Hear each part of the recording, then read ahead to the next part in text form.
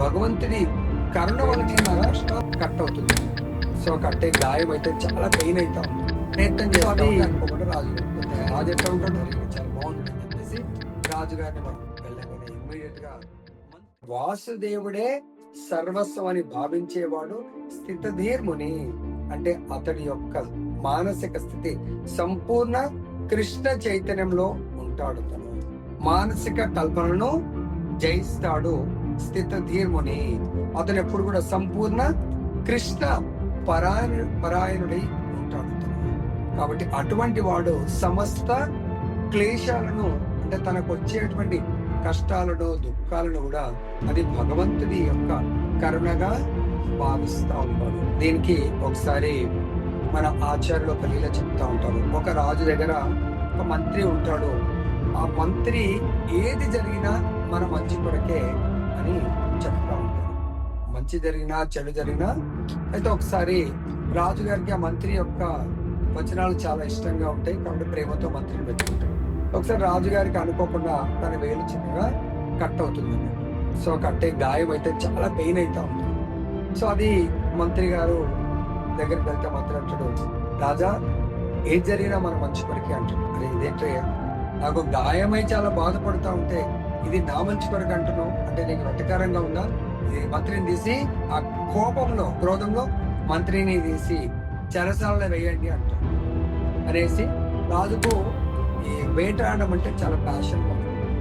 So వేటకు వెళ్తాడు రాజు. ఆ రోజు వేరే వాళ్ళని తీసుకొని వెళ్తాడు. ఆ వేటకు వెళ్ళినప్పుడు ఆయన ఆ అరణ్యంలో తన యొక్క సైన్యంతో ఆ గుర్రం మీద సో విడిబడి ఒక్కడే తోదప్పి వెళ్ళిపోతాడు. సో అక్కడ ఒక్కడే వెళ్ళినప్పుడు కొంతమంది అక్కడ ఆ అరణ్యంలో ఉన్నటువంటి అడవి జాతుల వాళ్ళు రాజుని బంధిస్తారు. సో వాళ్ళు ఏదో ఉత్సవాన్ని మనం దసరా ఫెస్టివల్ చేసినట్టు వాళ్ళక వన దేవత యొక్క ఉత్సవాన్ని కొరకు ఒక మంచి మానవుణ్ణి వాళ్ళు బలిపడడానికి వాళ్ళు ప్రయత్నం చేస్తా ఉంటే అనుకోకుండా రాజు ఎట్లా ఉంటాడు, చాలా చకాచక్ మంచిగా ఆభరణాలు బాగా తయారై ఉంటాడు.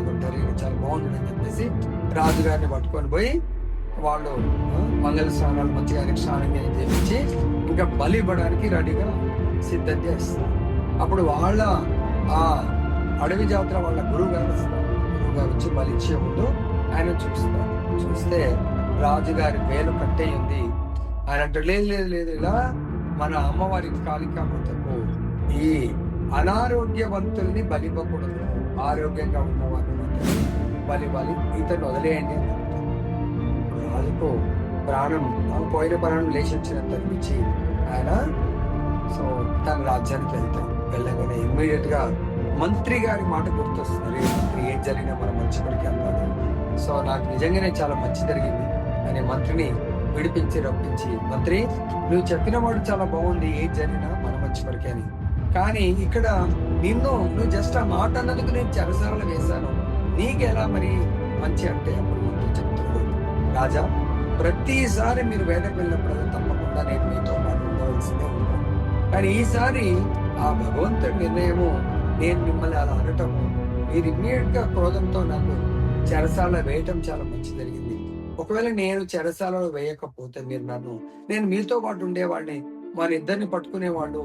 మీరు అనారోగ్యంతో ఉన్నారని మిమ్మల్ని వదిలిపెడితే నేనైతే సంపూర్ణ ఆరోగ్యంతో ఉన్నాను, అప్పుడు నన్ను తప్పకుండా వాళ్ళు బలిచ్చేవాళ్ళు అంటే రాజు చాలా కన్విన్స్ అవుతాడు. కాబట్టి ఇక్కడ సో భగవంతుడి యొక్క భక్తులు త్రివిధ తాపాలు ఏది వచ్చినా, ఆధ్యాత్మిక, ఆదిభౌతిక, ఆదిదైవిక, ఏ కష్టం వచ్చినా కూడా కలతలకు గురికారు.